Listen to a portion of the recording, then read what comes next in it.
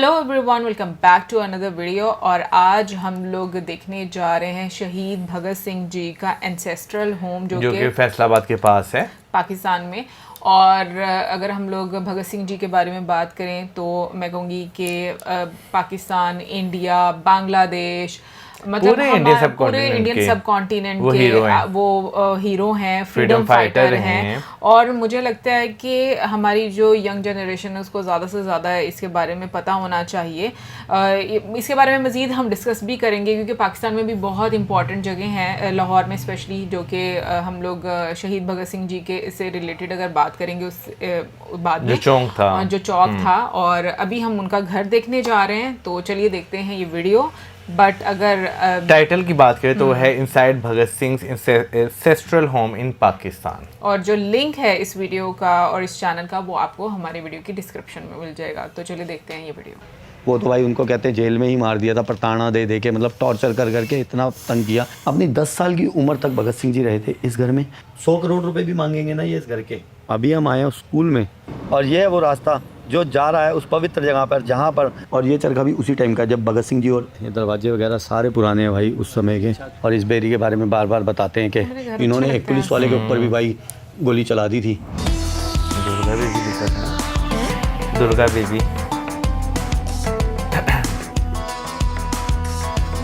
फैसलाबाद। और अब जब हम फैसलाबाद तक आ ही गए हैं तो एक जगह को जाए बिना हम जा नहीं सकते। वो है सरदार शहीद श्री भगत सिंह जी की हवेली, और वो है यहाँ से लगभग 4.5 किलोमीटर की दूरी पर अंदर बंगा पिंड में, चक 105। अभी हम जहाँ खड़े हैं वो है बंगा स्टैंड। बंगा स्टैंड मतलब बस स्टैंड, बंगा जो है वो एरिया का नाम है और बस स्टैंड ये बंगा स्टैंड है। और अब आगे हम जा रहे हैं उस पवित्र जगह पे जहाँ सरदार श्री भगत सिंह जी पैदा हुए थे। और ये है रास्ता बंगा पिंड को जाने के लिए। और अगर बात करें फैसलाबाद से दूरी की तो 25 किलोमीटर पर आ जाता है भगत सिंह जी का घर फैसलाबाद से, और जो कि 1947 से पहले लालपुर के नाम से जाना जाता था। और ये है वो रास्ता जो जा रहा है उस पवित्र जगह पर जहाँ पर सरदार श्री भगत सिंह जी का जन्म हुआ था। भुट्टे वाले को रोक लिया भाईजान ने, भुट्टा दे दो हैगा केड़ा वधिया जा देना, ठीक है दिखाओ पहले। तो भाई ये भुट्टे वाले भाई जा रहे थे वधिया ना, अच्छा बॉइल्ड है, ठीक है। मसाला मसूला लगाएंगा, ज़्यादा ना लाई। अच्छा अंदर है एक इससे पानी भी बुनने चाहिए। अच्छा कितने था? 60 रुपये था। कोई ना ठीक है वीरे, कहो ना कम रहो, ज्यादा लगाते हैं जैसे कोई चीनी कम डालो। भुट्टा ये पटे ही खाता है, ध्यान रखे यार, बड़ा कमज़ोर हो रहा है। बाहर के जो रोड थे ना वो बहुत बढ़िया थे, अभी जो ये अंदर वाला रोड है ये थोड़ा सा खराब है। और ये वो रास्ता है जो जाता है सरदार श्री भगत सिंह जी की हवेली पर। ट्रक तो बहुत देखे थे भाई ने, ट्रैक्टर भी सजा रखा है। ऐतिहासिक हवेली सरदार भगत श्वास। तो आगे हम उस पवित्र जगह पर जहाँ सरदार श्री भगत सिंह जी का जन्म हुआ था। और बाहर ही यहाँ पर बताया गया सरदार भगत सिंह जी के बारे में। अब फ्रीडम फाइटर 1907 में जन्म हुआ था उनका, 27 सितंबर 1907 में, चक नंबर 105 जीबी बंगे में। और उनकी माता जी का नाम था विद्यावंती एंड फादर साहब थे सरदार किशन सिंह जी। और इस घर में ना उनके दादाजी, 2 चाचा जी और बहनें, बहुत बड़ा परिवार था भगत सिंह जी का, वो रहा करते थे। ये भाई हवेली, बहुत लोग यहाँ पर आते हैं और भगत सिंह जी को ट्रिब्यूट करते हैं। हम भी चल के देख लेते हैं और इस बेरी के बारे में बार बार बताते हैं कि ये जो बेरी है वो भगत सिंह जी ने अपने हाथ से लगाई हुई है। अंदर से देख लेते हैं भाई इस दरख्त को। ये है वो दरख्त जो कहते हैं कि भगत सिंह जी ने अपने हाथों से लगाया था। बेरी का पेड़ है और अभी तो यहाँ पर बरामदा है, शायद ये बरामदा भी इसी घर का हुआ होगा।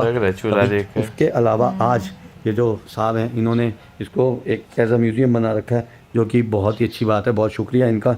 अभी हम चलते हैं अंदर इस हवेली में। कैसी विडम्बना है ना, देखो कि भाई जिन्होंने देश को आज़ादी दिलाई 1947 के पार्टीशन में, उनके परिवार को भी यहाँ से जाना पड़ा। और ये वो गैलरी है, आपने और भी बहुत सारी वीडियो में देखी होंगी। ये श्री भगत सिंह जी की फ़ोटो, श्री किशन सिंह जी उनके फादर साहब, उनकी माता जी विद्यावती भगत सिंह जी मदर, सुखदेव जी, श्री राम हरि राजगुरु जी, और बहुत सारे फ्रीडम फाइटर्स की फ़ोटोज़ लगा के। दुर्गा भाभी जिन्होंने सॉन्डर्स के कत्ल के बाद हेल्प की थी भगत सिंह जी को लाहौर से निकलने में, बहुत ही दिलेर थी। इन्होंने एक पुलिस वाले के ऊपर भी भाई गोली चला दी थी, बहुत दिलेर थी ये भी। और भी यहाँ पर बहुत सारे स्वतंत्रता सेनानियों की फ़ोटोज़ लगी हुई हैं, बहुत सारे। Oh my favourite Chandrashekhar Azad ji, Bhagat Singh ji की प्रेरणा भी थे और इन्होंने बहुत हेल्प की हमेशा भगत सिंह जी की। और कुछ ही दिनों पहले भगत सिंह जी से ये शहीद हो गए थे। और ये बाबा सोहन सिंह जी हैं जो प्रेसिडेंट थे गदर पार्टी के। यहाँ पर हीरा सिंह कुक्का जी, बहुत नाम सुना मैंने इनका भी, राम प्रसाद बिस्मिल जी का भी। सारे जितने भी फ्रीडम फाइटर्स हैं या जो शहीद हो गए, बहुत सारों की इन्होंने फ़ोटोज़ लगा रखी हैं। अशफाकुल्ला खान या hanged in Faizabad jail on December 1927 in Kakori case, Kakori कांड। बटुकेश्वर दत्त जी जिन्होंने भगत सिंह जी के साथ मिलकर पार्लियामेंट में वो जो फूक वाले आवाज़ वाले बम थे वो फेंके थे। सुभाष चंद्र बोस साहब, कमाल सैल्यूट। भगत सिंह जी की बहुत सारी और भी फ़ोटोज़ लगा रखी हैं इन्होंने यहाँ पर। बहुत ही यार खूबसूरत, बहुत ही अच्छा बनाया हुआ ये ना, म्यूज़ियम समझ लो अब इसे। अब ये म्यूज़ियम है और बहुत ही अच्छी फ़ोटोज़, बहुत कहाँ से इन्होंने इकट्ठी की होंगी ना ये फ़ोटोज़, कहाँ से लाए होंगे। बहुत ही सारे शहीद और जितने भी क्रांतिकारी, जितने भी फ्रीडम फाइटर्स, उन सब की फ़ोटो यहाँ लगा रखी है। आप कहाँ से हैं? आइकॉनिक है। सरगोधे से हो?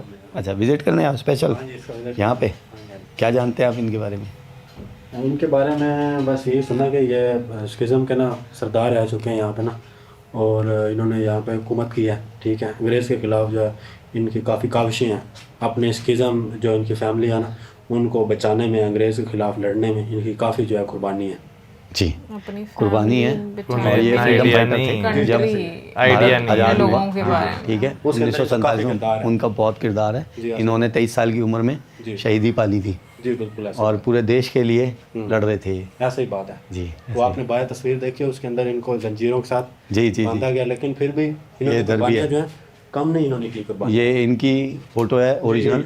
जब ये जो थे ये डीएसपी साहब थे, कोई इनसे बात करने आए थे, तो बहुत पढ़े लिखे भी थे, जी, काफ़ी पढ़े लिखे इंसान थे। तो इनसे जब भी ये किसी से बात करते थे पूरे कॉन्फिडेंस से करते थे जी। ऐसा ही है, बिल्कुल जी, शेर थे ये।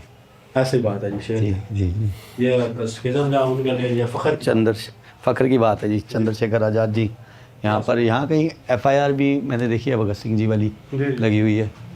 Okay, poster after Saunders death, ये वो है जो पार्लियामेंट में जाके इन्होंने असेंबली में जाके जो बॉम्ब वगैरह फेंके थे उसकी रिपोर्ट, फर्स्ट इन्वेस्टिगेशन। ये देखो यहाँ पे बाबा सोहन सिंह बकना जी, कैसे यार वीडियो में कैद कर रखा है अंग्रेज़ों ने, और कितने लंबे ऊंचे तगड़े हैं। और ये चरखा भी उसी टाइम का जब भगत सिंह जी और यहाँ होते थे, इस घर में रहते थे। चक्की भी पड़ी है, इस पे गेहूँ पीसते होंगे और आटा निकालते होंगे, ऐसे हाथ से पीसते थे, वही है शायद ये।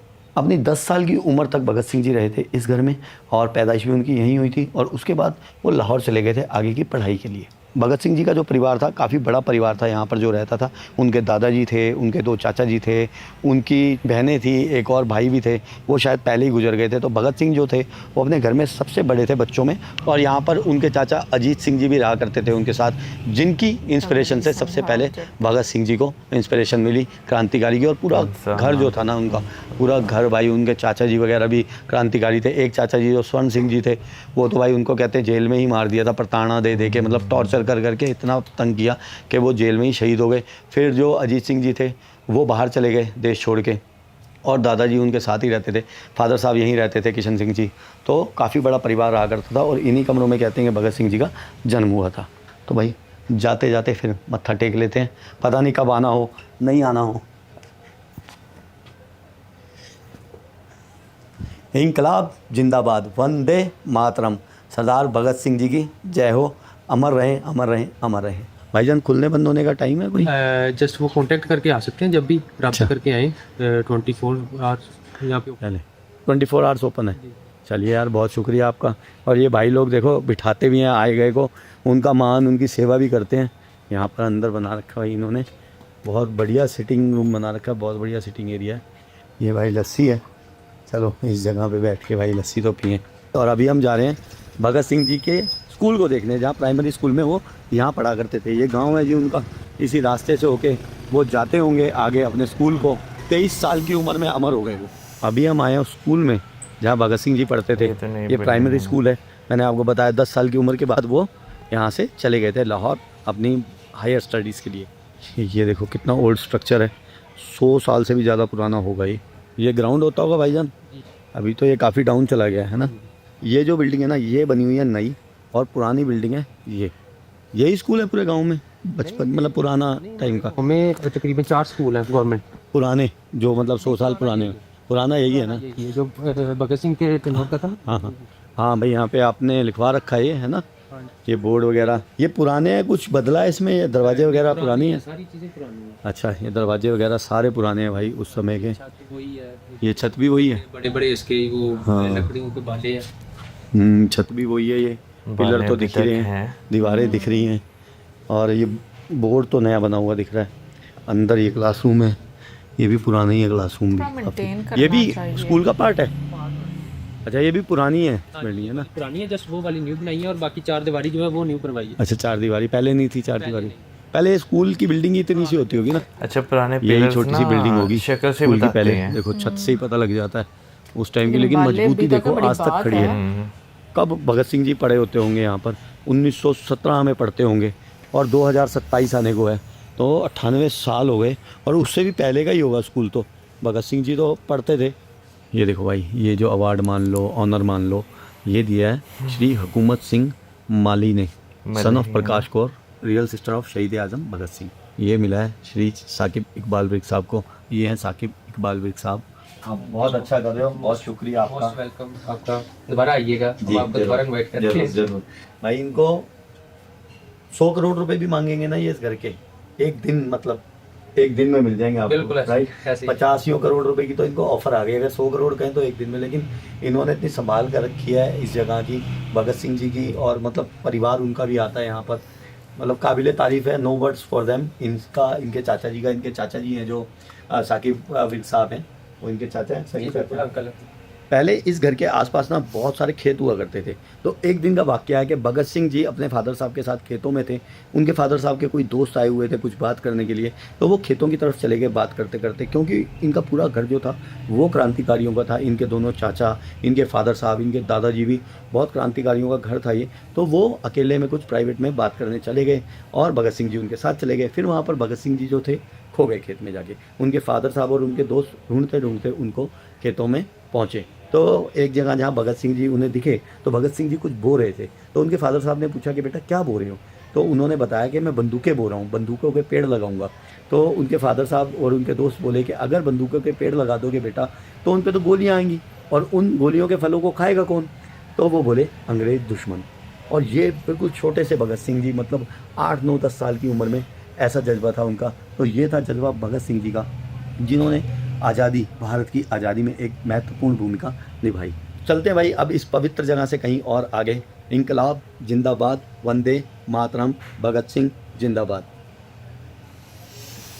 भाई बहुत खुशी होती है हकीकतन जब आप जो है इस तरह विज़िट करते हैं, और अच्छा लगता है आपको कि भाई वो जगह मेंटेन करके रखी हुई है। ठीक है, आपको एक चीज़ नज़र आ रही है कि भाई वहाँ पे भी गवर्नमेंट की इन्वॉल्वमेंट जो है वो नहीं आपको नज़र आ रही, लेकिन जिनके पास भी जो है उस घर के डॉक्यूमेंट्स हैं या अथॉरिटी है, भाई मेरे को अच्छा है कि उन्होंने मेंटेन करके रखा हुआ है। बिल्कुल, मुझे भी बहुत अच्छा लग रहा है। स्पेशली जितनी भी हम लोगों ने अंदर पिक्चर्स देखी वॉल पर, वो बहुत अच्छी लगी। और ऑनेस्टली पता नहीं, मुझे आज की जनरेशन का तो नहीं पता, बट मुझे अपना ज़रूर पता है कि हम आज भी जब ये पिक्चर्स देखते हैं, वो मेमोरीज, क्योंकि हम लोगों ने मूवीज़ देखी हुई हैं बॉलीवुड में, तो कहीं ना कहीं पर आप थोड़े भावुक हो जाते हो। बिल्कुल ऐसे ही है। वो एक फील आती है कि कितना सेक्रीफाइस किया हमारे अपनों ने हमारे लिए, और आज हम यहाँ पर बैठे हुए हैं और वो आज़ादी की ज़िंदगी जो है हम लोग गुजार रहे हैं। भगत सिंह जी के बारे में बात करें